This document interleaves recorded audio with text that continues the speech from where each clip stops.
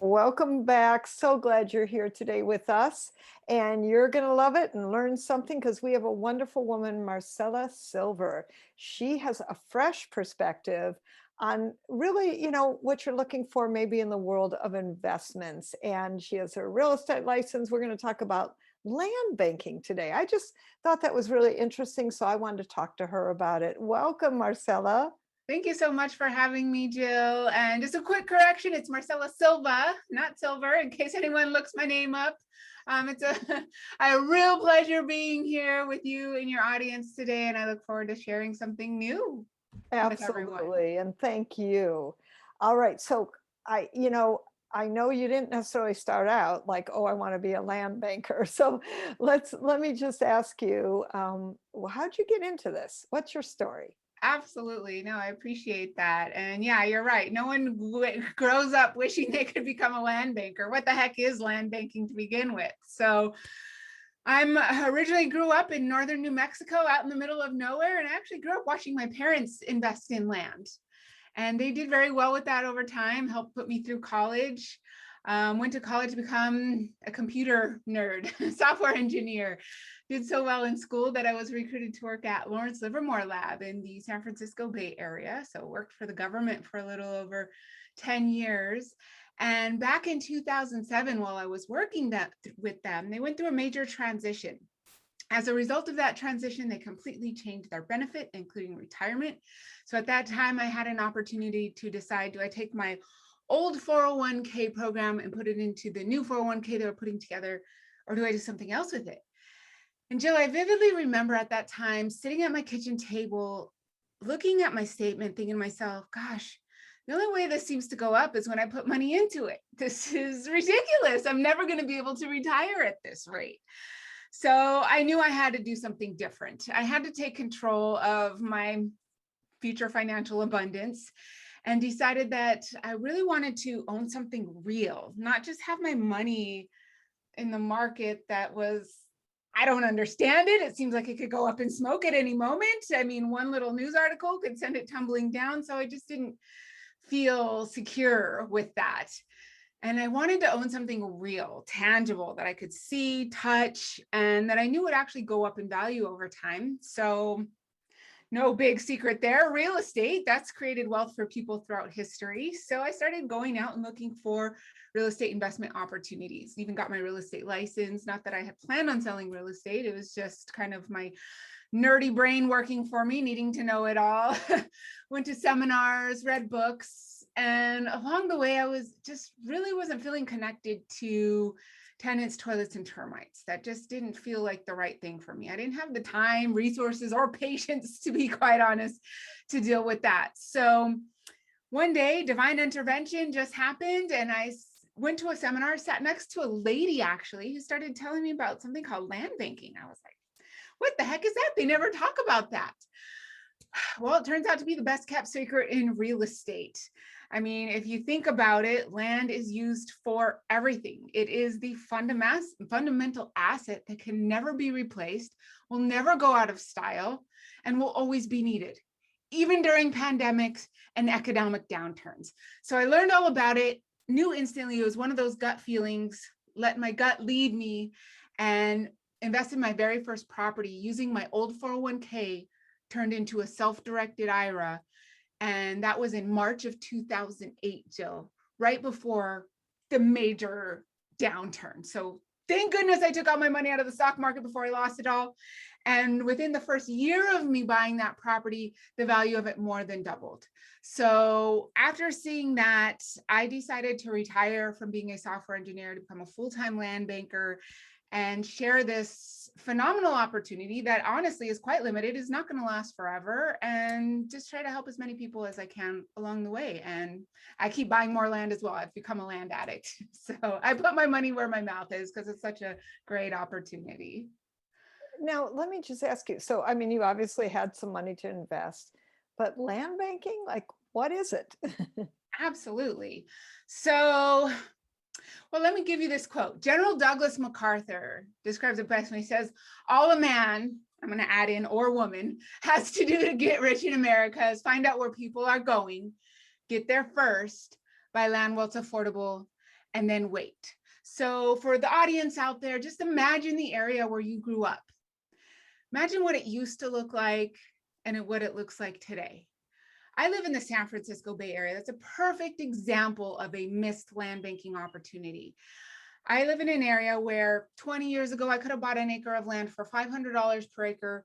And today that land is now worth about 1.5 million per acre. So the key is getting there, buying quality land, because not all land is good land.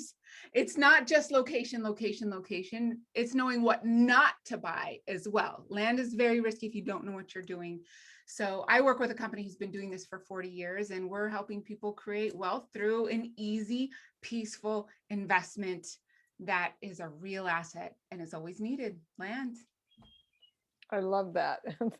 That just it's a unique opportunity for sure. And obviously you decided to get your real estate license to do this really as work in the world, right? And Yes. I love that. And you do this full time, eh?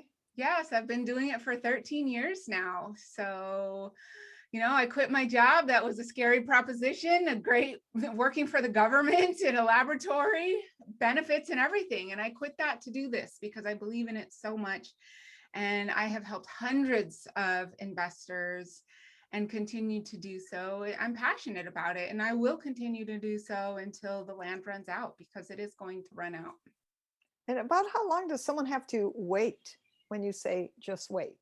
Absolutely. So, the whole thing with land banking is being in a high growth area, pre-developed high growth area. We're not talking land out in the middle of nowhere where nothing is happening. And there's a lot of factors that go into high growth, mainly various different economic factors, as well as, city governments. There's a lot to understand around being able to do land banking correctly. So our goal is to position investors in typically a 7 to 10 year hold. That's the average wait time. It can happen much sooner. It could even take longer. That's why I always want my investors to be knowledgeable, have patient funds, and the longer you hold land, the more it's worth. That's just the way it is. They're not making any more of it. So as less and less of it is available, the value of it continues to rise. Here in California, real estate is super expensive. And what holds the most value in real estate is the land itself. In California, on average, over 61% of the value of traditional real estate homes and buildings is the dirt.